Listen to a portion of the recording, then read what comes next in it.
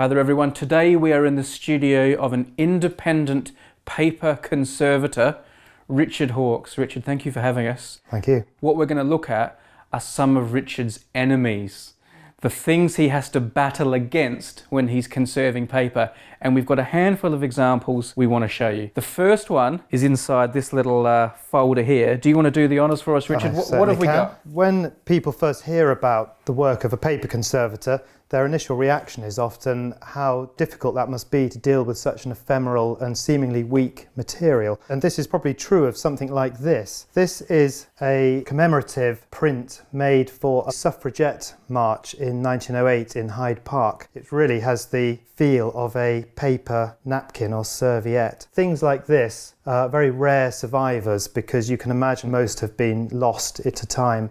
You can see this one has a number of tears and weak areas around it. It's a very beautiful and interesting document, but as a conservator, what are you looking at? These more spot-like measles stains are often referred to as foxing, simply because of the colour really being similar to a fox's coat. It's a phenomena in paper that's sort of waiting to occur when the humidity is high. It may be that there's iron in the paper as well. In paper conservation, most of the solvents are water-based.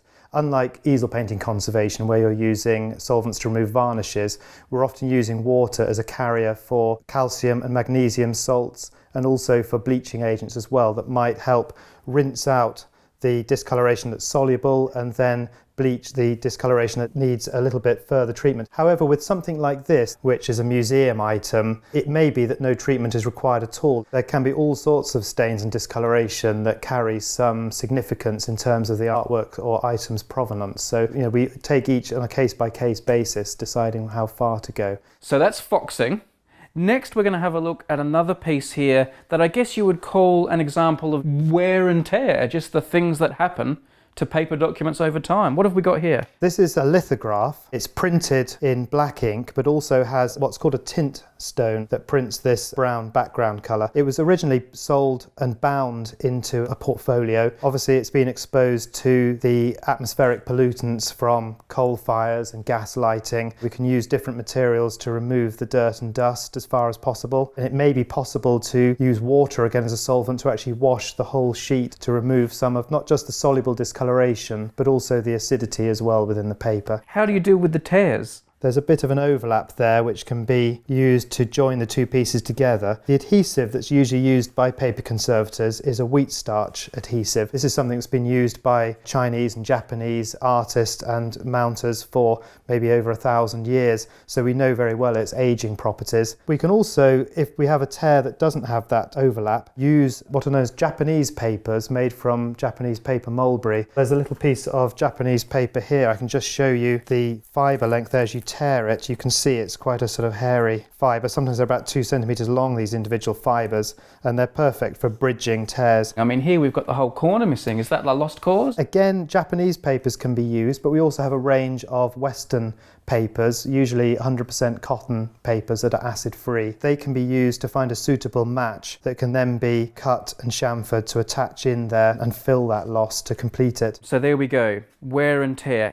What's the problem here? It's quite common for framers to have used a pressure-sensitive tape such as sellotape or masking tape that has a rubber adhesive on it to repair tears. And this is what's happened here. This is probably sellotape, looking at the sort of colour and shape of it. It's been used to repair a bit of damage along there where it's getting creased. Oh, so this sellotape would have been clear at the time, so they thought, oh look, we fixed it by putting sellotape on the... For a very short period it would have been clear, but as you probably know, with rubber it begins to cross-link and age quite rapidly with time, and it becomes yellow, and also eventually the adhesive will fail. As the case here, the carrier that the sellotape adhesive was on has actually fallen away now because there's no adhesion left there. So what can you do? Is it Richard to the rescue, or...? Well, it would be necessary first to test all of the media for stability with a chosen solvent, and also to test the sellotape adhesive to see what solvent is needed. Then, if possible, this might actually be immersed in a tray of that solvent, perhaps acetone, to remove as much of the soluble discoloration as possible. May I bring this one over? Certainly. This is a lovely little piece of artwork, but it has had something done to it that you are not pleased about. What's going on here? In about 1850, due to a shortage of rags and cotton, paper began to be made using wood pulp. So we're all familiar that paper is made from trees. It's effectively ground up softwood and it was used to make quite a lot of boards for mounting artworks. You can really only see this in the very core of the board. I always say it's the colour of a digestive biscuit, perhaps. This is just mechanically ground wood pulp. It's often associated with acidic sizing agents that are added into it, so the board starts life quite acid, and over time it discolours and it becomes more and more brittle, and then quite often it becomes so brittle that it takes the artwork with it and that corners can snap off. You can also see that the paper itself is quite yellowed from exposure to light and contact with the mount board.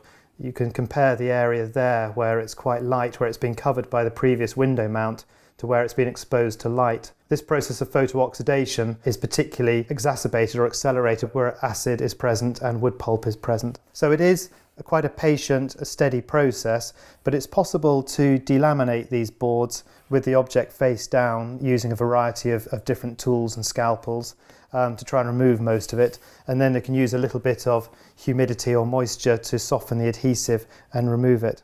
Let's have a look at one final problem. What are we looking at here? The problem we're going to specifically look at is that of the use of iron gall ink. Iron gall ink is a very common ink. In fact, that's one of its names, used from Roman times right up into the 20th century. And it's made from mixing ground boiled oak galls, which are these little balls here. They're formed on oak trees by a parasitic wasp that lays its eggs on the tree, and they're quite rich in gallic and tannic acid.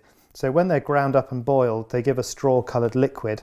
If you then add to that some ferrous sulfate, there's a little bit of ferrous sulfate in a vial here, that forms a complex which is blue-black in colour. It's quite a dramatic change and makes a very good ink. People who've watched our videos over the years will be very familiar with this in many documents. In fact, you've got an example here, haven't you, Richard? Yeah, so you can just see here that it's used as an ink. It's turned to a slight brown colour over time. This one is particularly stable. The problem begins when you have an excess of either the ferrous sulfate or acid within the ink, that you begin to get the formation of sulfuric acid in contact with the paper. So what can then happen is what has happened here, where you've got a large thick amount of this ink, that it's become so brittle where this acid has eaten through the paper, and you can see the damage there. In fact, if I turn this over, you'll see how the ink is actually burning its way through the sheet. It's a problem for paper conservators because where we come to use moisture or water-based adhesives or solvents to treat artworks, we can trigger reactions in otherwise stable complexes of ink. It's something that archivists struggle with for all sorts of manuscripts, from Beethoven's manuscripts to famous writers' works are often in iron gall ink. So there's been a big search for treatments for this type of problem. Let me finish by asking you one question. If you could go back in time in a time machine and speak to all these people who were dealing with paper 100, 200 years ago, is there any piece of advice you wish you could have given them back in the day? I suppose one would be that when there was a search for new paper fibres, to consider other alternatives to wood pulp. And there were other alternatives being used. One of them was using ripened straw. We see a lot of yellow straw board. But another possibility would have been using the hemp plant, using cannabis as a fibre source for paper making, which could have been grown commercially and it makes a very good paper. I'm now quite amused by the idea of sending paper conservators back in time as like our emissaries for the... Yeah. This episode was brought to you by 23andMe, the online genetics service that can help you learn what the 23 pairs of chromosomes that make up your DNA can teach you about your ancestry, traits, and health. If you'd like to help with scientific research and discoveries, or maybe just learn your own personal DNA story, go to 23andme.com/objectivity.